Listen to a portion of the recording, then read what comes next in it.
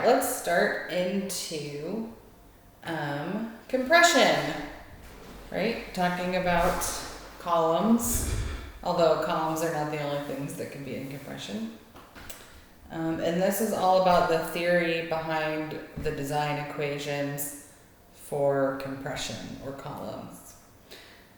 So what are some examples of some compression members? Obviously I just said one, right? We got columns.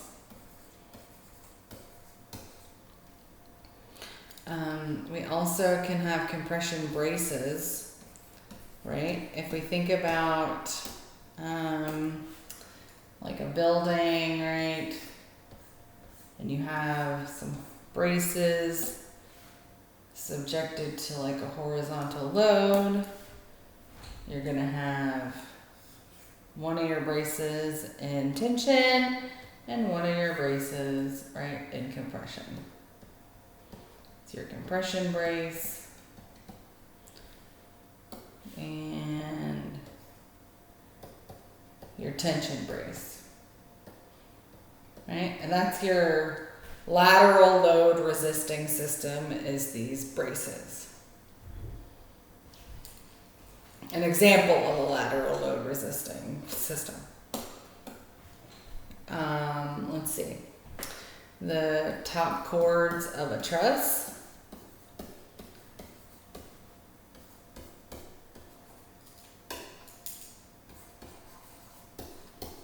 Right?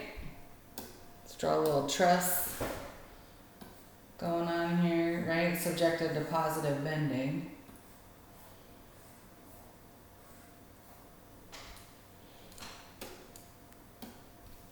Right, if it's in positive bending, then the top of it will be in compression.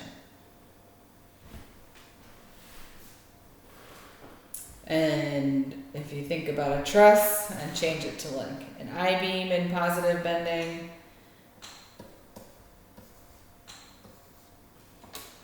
the top flange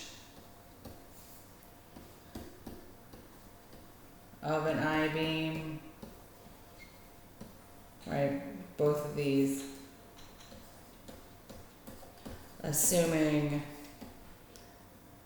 positive bending. So just keep in mind that some of the concepts we're going to talk about in here will translate to the flexural theory of beams, as in part of the beam will be in compression, and so we'll need to talk about buckling.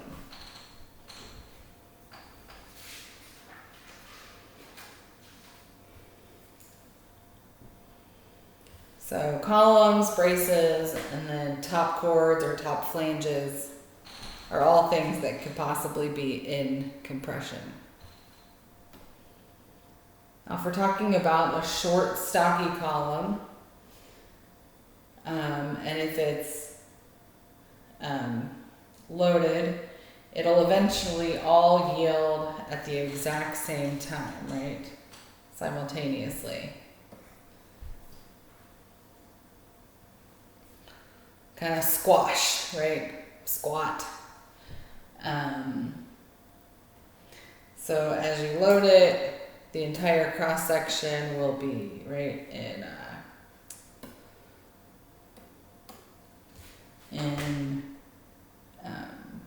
the entire cross section will have the same stress and will all yield at the exact same time and look like that, assuming it's perfectly plastic. Elastic, perfectly plastic. So what happens, what would be a reason why it doesn't all yield at the exact same time? One thing could be residual stress. So we're going to talk about what residual stresses are and how they come to be, right? And how they affect the stresses within the cross section of a column or a member in compression. So let's say we've got, right, we'll start right here. A section is hot off the presses, right? Hot from rolling, right? Where it's formed. At the mill, they take hot pieces, like molten almost pieces of steel, and they form them into shapes and roll them out, and they come out super duper hot. And everything's at the same temperature. So the entire section, that's what this is, the entire section is hot, right? Red from that. Well, now it's all exposed to the air. And as you would expect, your tips of your flanges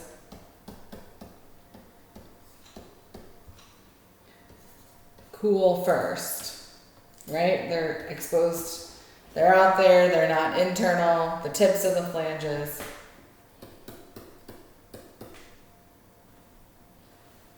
They cool first and they stiffen, right?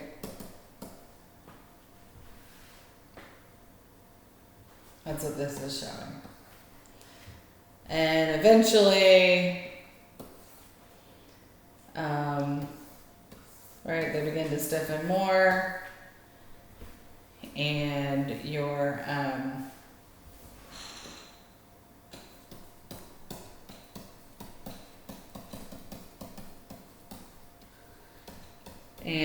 web, the interior of the web, cools and stiffens.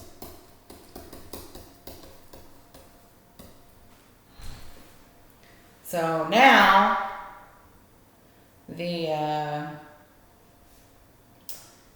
tips of your flanges and the interior of your web are cool, and they're starting to harden, and they're like, we're done here, we're not doing anything else, we don't want to move. And the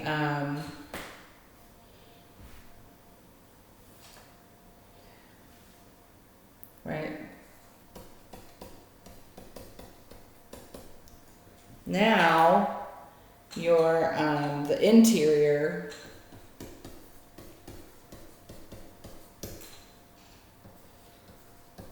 wants to cool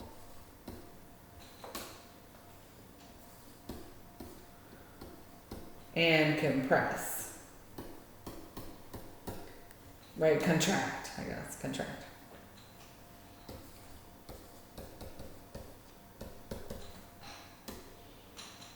Right?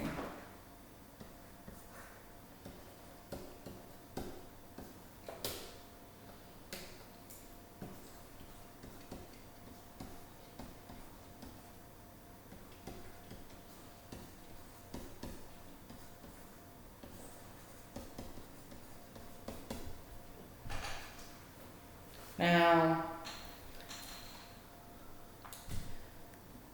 the tips of your flanges and the interior of your web are like, I already cooled, I'm where I'm staying, I don't want to move.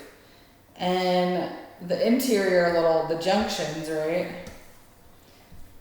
They want to contract, and they're like, come on. And the tips of the flanges are like, no, we don't want to.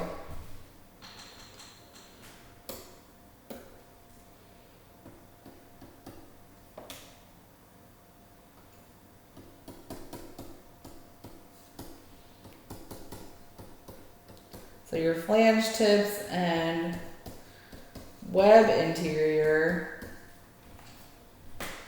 resist that contraction.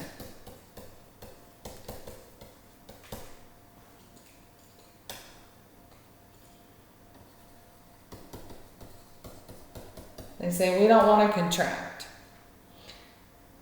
And the interior is like, come on, and literally pulling on your flange tips and your web interior. So this results in tension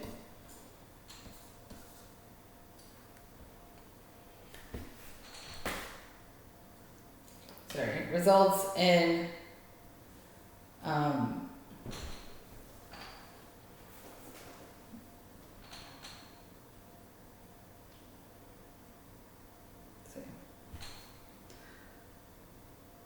the interior wants to contract.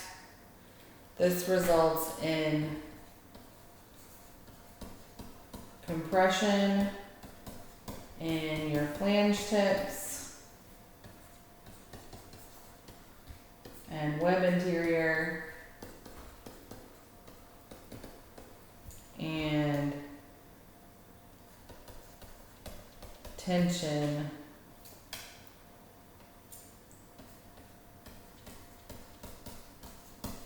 in the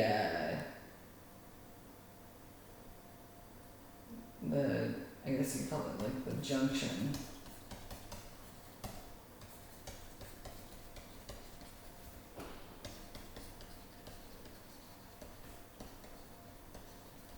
Right.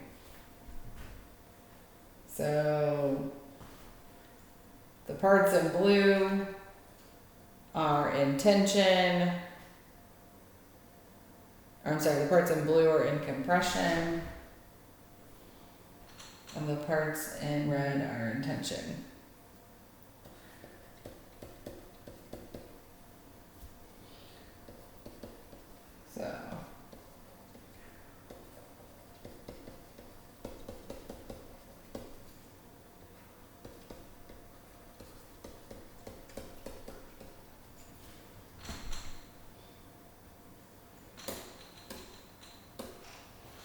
So that is what we mean by residual stresses.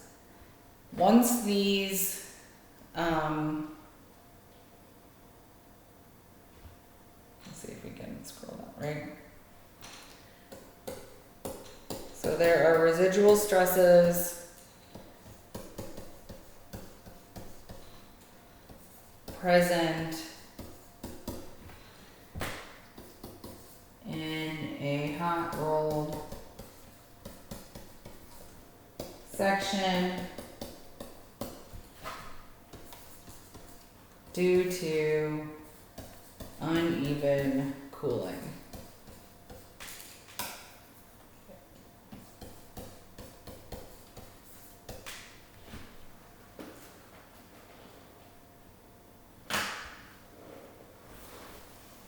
Right?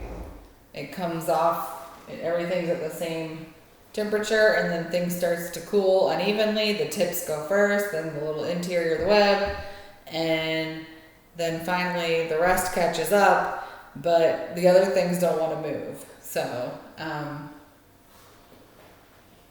yeah. And I have an in-class activity that I would like to videotape somehow, either on Zoom, or I'll make a video to maybe illustrate this concept a little bit more. If we were in class, I would be doing this activity with you guys. So that is how residual stresses come to be. They're due to uneven cooling. Right? That means that already, before we even apply a load to a section, to a column, there's some stresses in there due to how it was made. It's not everybody's starting from zero. The entire section isn't starting from zero, right? So that is going to lead to not reaching yield at the same time. We'll talk about that next. Right? So, with the residual stress, flange tips will yield first, because it's starting at, right, if your yield stress is your stress in a part of your member, in an element of your member, is the cross-sectional stress, right, or the compression stress, the force that you're applying divided by the area, right, P over A.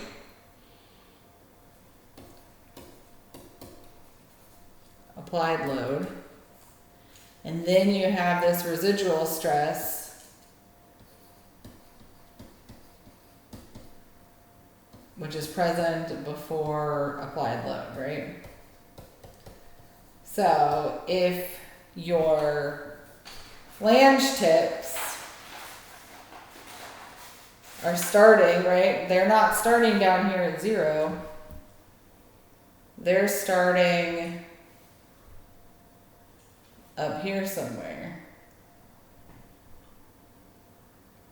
They're already loaded, basically. They have a compression stress in them. So it'll take less force, less applied stress to get them to yield, right? So let's say they actually reach yield from at this point. This is your Fy minus your residual stress.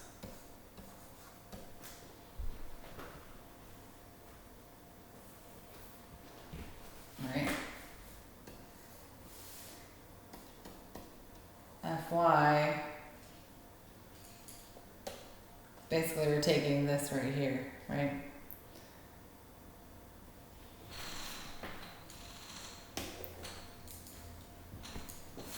If you rewrite this equation as P plus your residual stress times your area equals your yield stress times your area. So P equals Fy minus your residual stress times your area. This means what this translates to is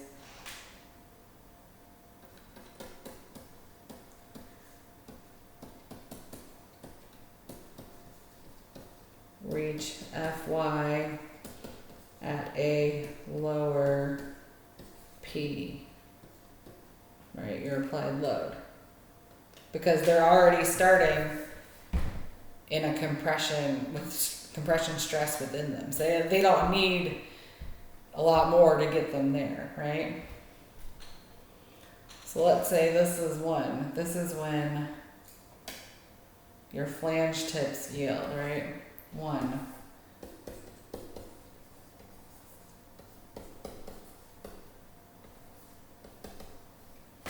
Now you apply a little bit more load, and your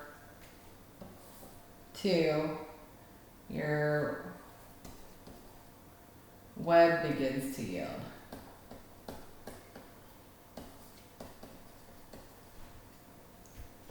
All right, now we're up to here. We're already off the beaten track because we had to reduce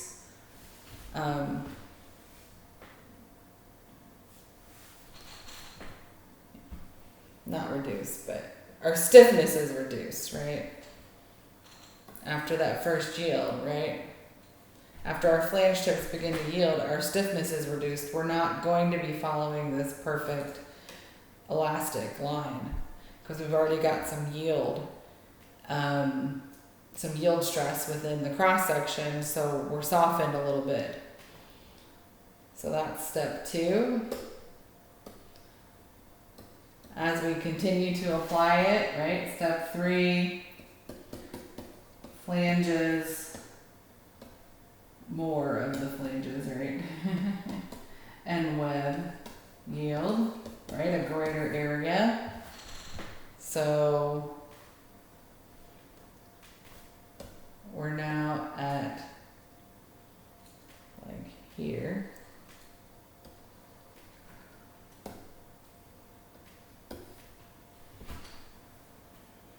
And it's not, we don't reach yielding of the entire cross section until 4.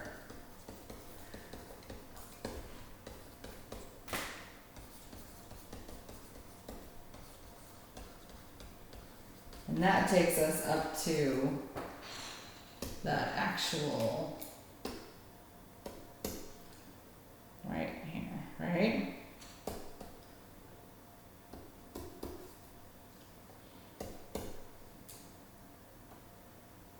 So instead of following that elastic perfectly plastic, we've had a softening, right? So softening due to effects of residual stresses.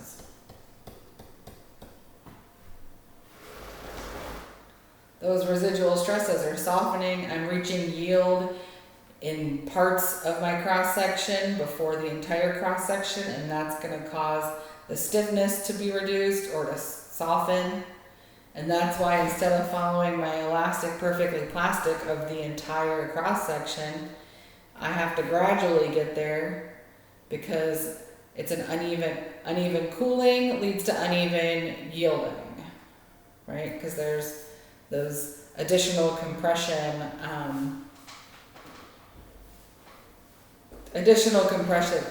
stresses within the cross section due to that uneven cooling. Hope that makes sense. But that's explaining residual stresses as in, right? I'm not starting from 0, right? I'm starting like here. Like if that would have been 0. Before I get to yield, because there's already in my flange tips and in the interior of my web, there's already some compressive stresses. So let's say there's 10 KSI compressive stresses already.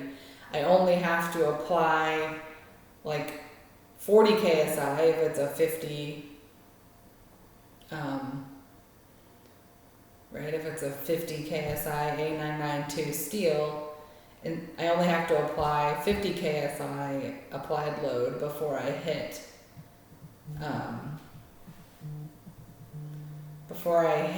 yield, as opposed to if it was starting from 0, I'd have to apply 50 KSI. So now we're going to start talking about Euler buckling. That's how you say that word, in case you didn't know. Euler buckling, which is the theoretical buckling load. Buckling meaning your column, right, buckles. Right. It buckles. So let's talk about Euler buckling and the assumptions associated with this. Now, if you were to take a higher structural analysis class or a stability class, you could derive this. So if you're looking for it, I'm sure the derivation is out there. It might even be in our structural analysis book. But here are the assumptions behind determining the Euler buckling load. The load at which a column buckles, right? It assumes that it is a pin connection. Let's write that pin.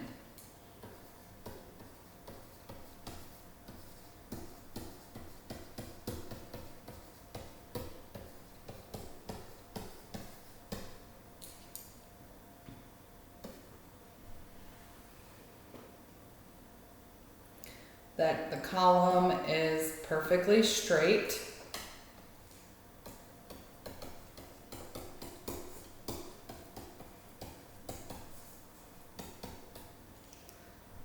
That the load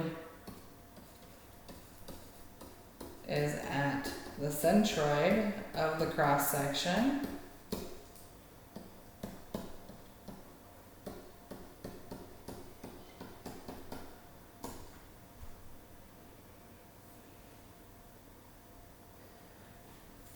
That the material is linear elastic.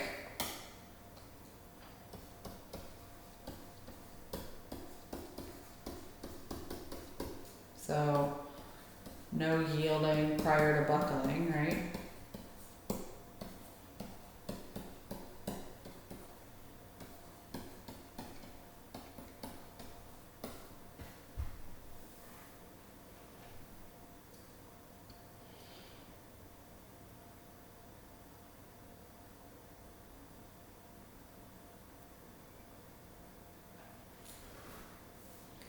That buckling occurs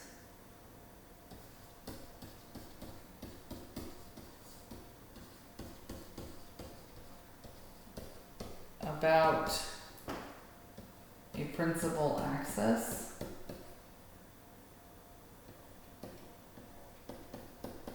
There's no twisting.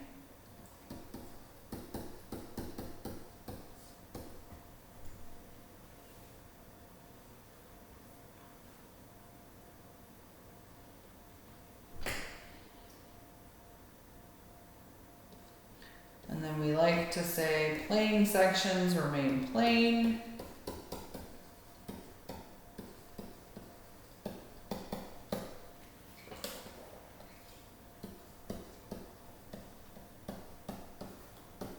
And small deflections.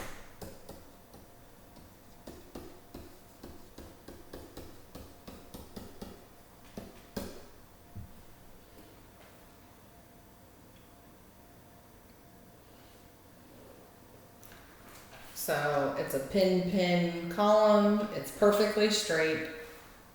We don't have any eccentricity in our compressive load. Linear elastic, so there's no yielding prior to the buckling. And there's no twisting. Plane sections remain plane and small deflections.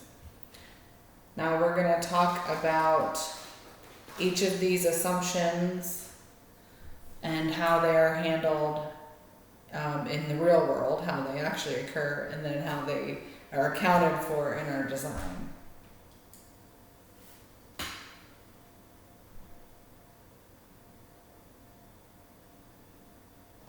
So Euler buckling means we're applying this load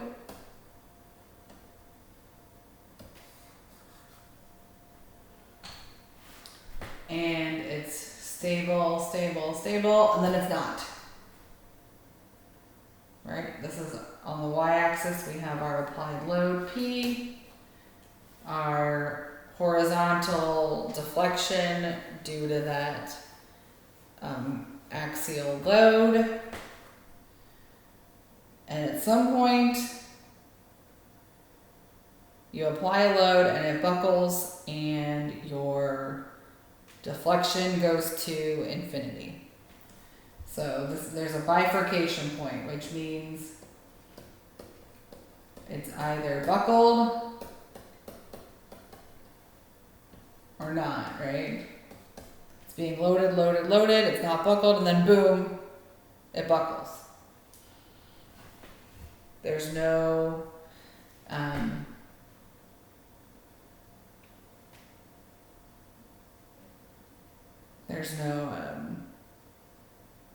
warning, you would say.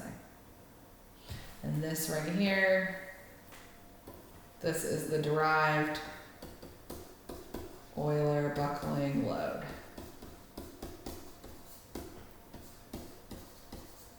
Pi squared EI over L squared. Pi squared times the elastic modulus times the moment of inertia divided by the length of the column. And just as a reminder, it assumes linear elastic. Right? So my E is directly related to, my stress is directly related to my strain with the elastic modulus E.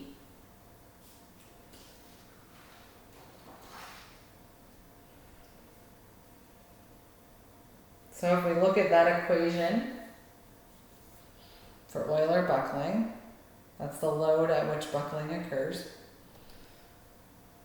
You notice it's dependent on your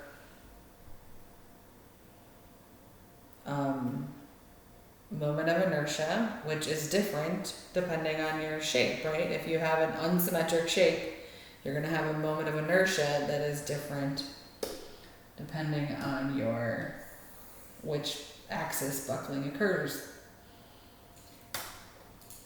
So here we have an I-beam.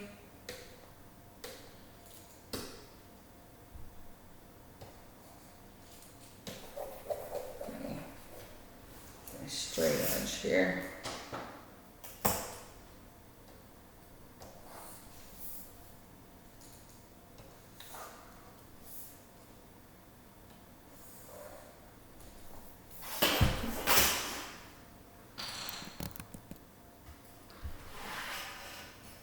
And we have two major axes. We have our x-axis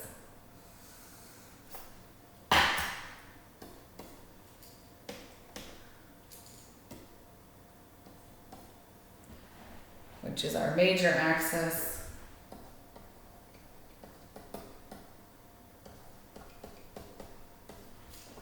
and our y-axis, which is our minor axis.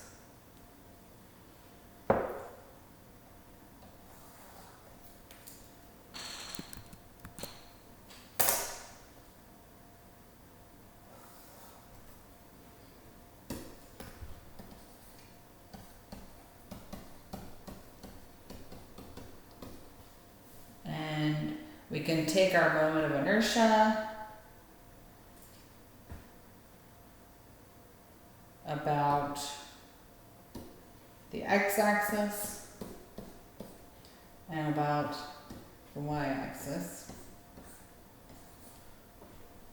and the moment of inertia about the x-axis is greater than the moment of inertia about the y-axis. Because generally it's deeper. All right, let's make it a little more obvious. Right. It's usually deeper than it is wide.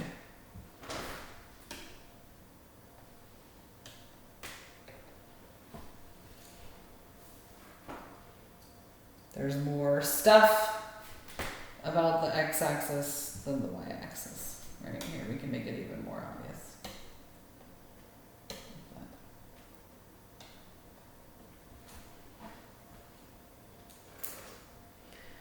So if it is going to buckle about the x-axis, if you look at it from in elevation,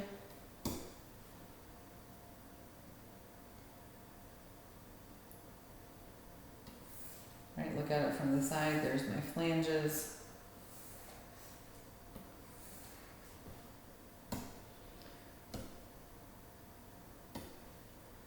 It buckles like that, right, if this is the x-axis.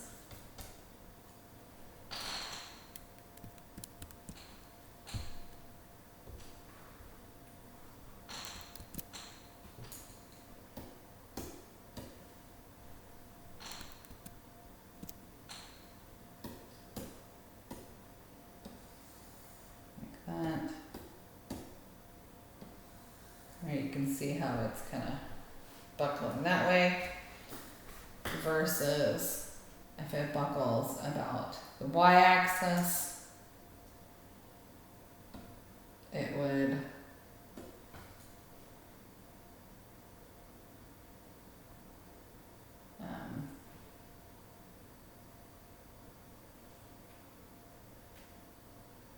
right, if we're looking at it that way, you wouldn't see, right? This would be the flange.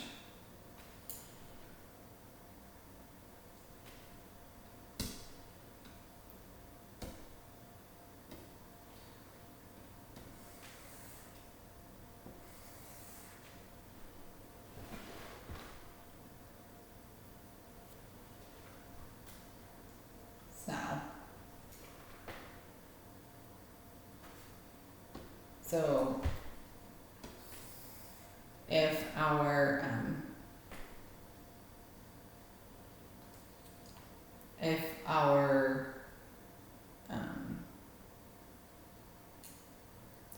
Euler buckling load is dependent on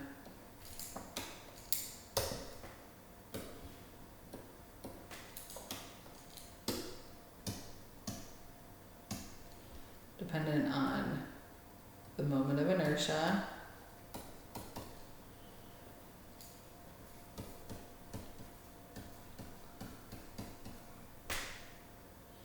and your minimum moment of inertia is your IY. So if you have an unbraced length, this is your unbraced length.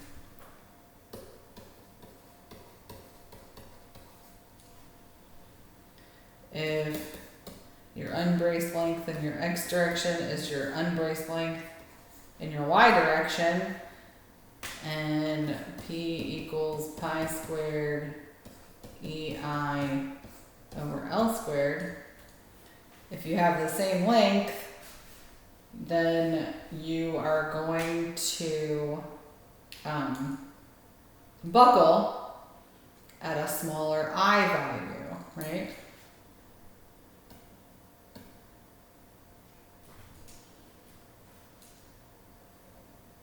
A smaller I value. Where is it? There it is. If L is the same and E is the same, then your I will control. For a similar unbraced length in each direction, your minor axis, your IY in a W shape, will control the strength. If we're looking at these two curves right here, which is your length over your buckling and your buckling load, you can have a longer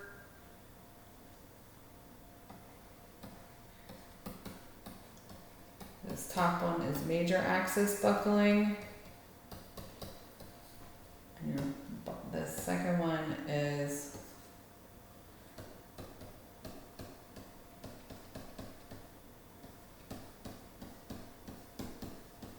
minor axis buckling.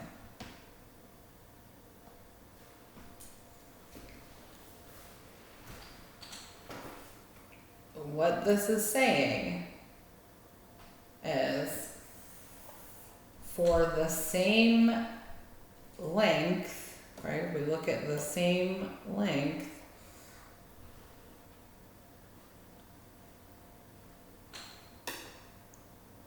let's see blue.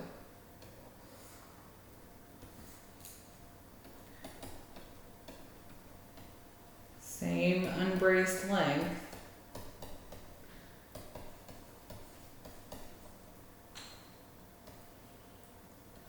PEY is less than PEX, or PE minor, I guess you would say.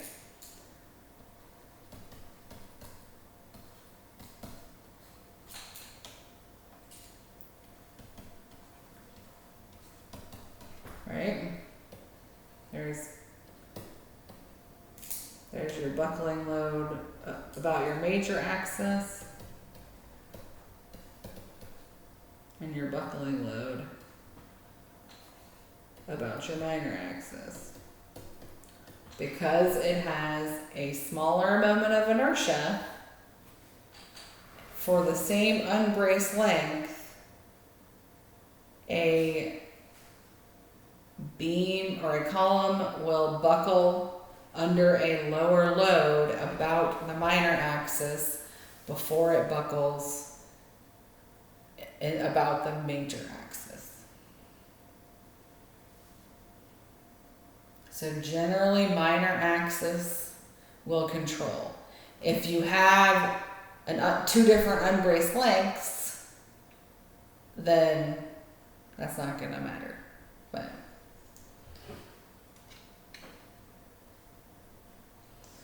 right, or it might not be. It won't be the same answer. Is what I'm trying to say.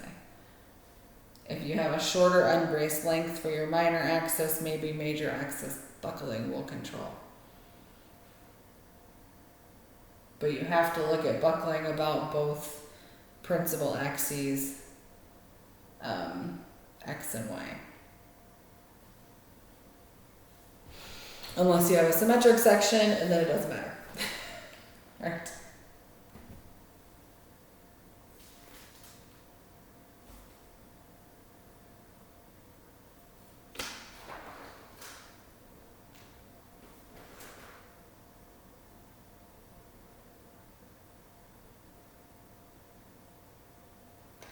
So let's talk about the Euler buckling stress.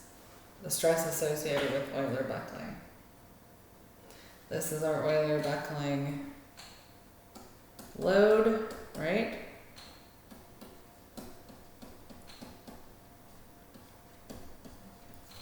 Pi squared over EI, and this is our radius of gyration, which helps us define the buckling, which helps us calculate the buckling load, right? So, let's rewrite Euler buckling in terms of stress. So I'm going to take PE over A is equal to pi squared E over L squared I over A. Just divide both sides by A. And now I can replace that I over A with R squared. So pi squared E over L squared times R squared. Right? I just put this in here. I just put this radius of gyration equation right there. Can make that pi look a little bit nicer.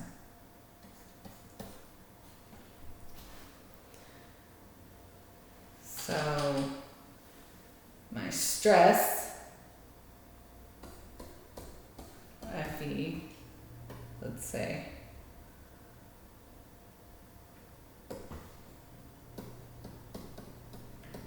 my stress at the Euler buckling load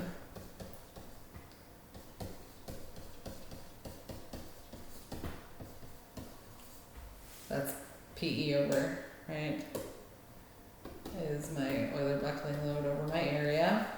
I just defined it up there, is equal to pi squared E times R squared over L squared.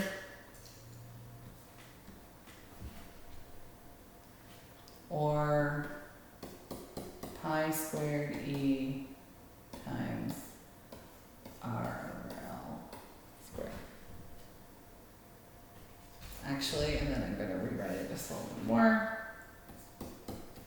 Fe equals pi squared E divided by L over R squared.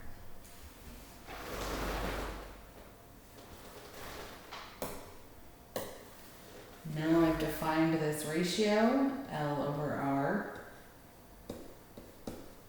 as your slenderness ratio. We used it earlier in tension design, as a serviceability requirement. For tension design, L/R had to be less than 300. Now I'm using it to help calculate the Euler buckling stress, the stress at the load associated with Euler buckling.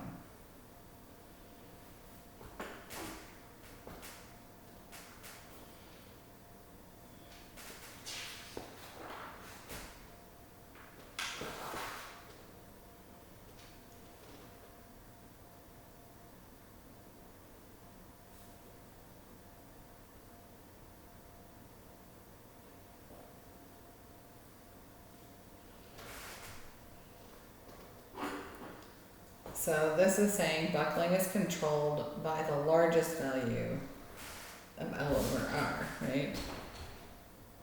I just said that Fe, right, is equal to pi, there it is, pi squared E over your slenderness ratio squared. So as your slenderness ratio decreases, as it decreases, right, the stress at which buckling happens increases.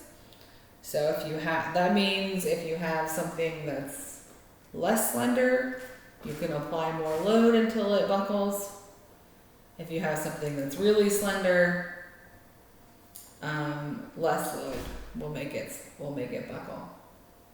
So this right here, this always assumes that your stress at buckling is less than your yield stress, right? We're still in the elastic zone.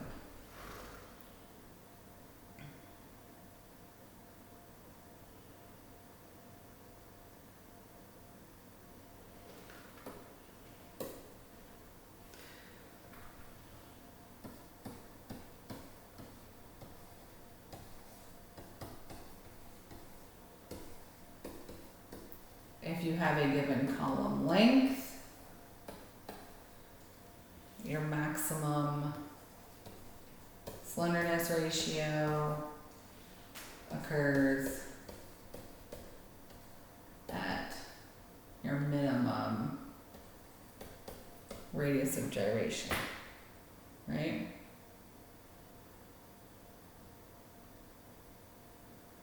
So when you're calculating if something's going to buckle or not, you have to use your smallest radius of gyration, which is associated, like with an I-beam, is associated with your minor axis, so your RY.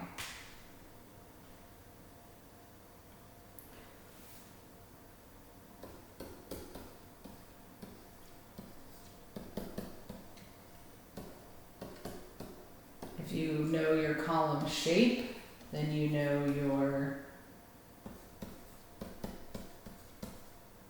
radius of gyration, maximum L/R,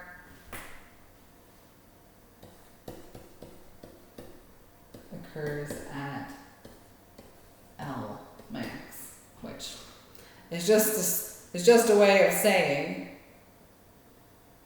if you know what shape you're going to have, you can only make it so long before you know it's going to buckle. So if you know a shape, you are limited by its buckling load as to how long you can make a column out of that shape. So if you have a length that you know, you want it to not buckle, you're going to have to choose a shape that has a certain radius of gyration. If you want to use a certain shape, then you just can't make your column or compression member that long. That makes sense.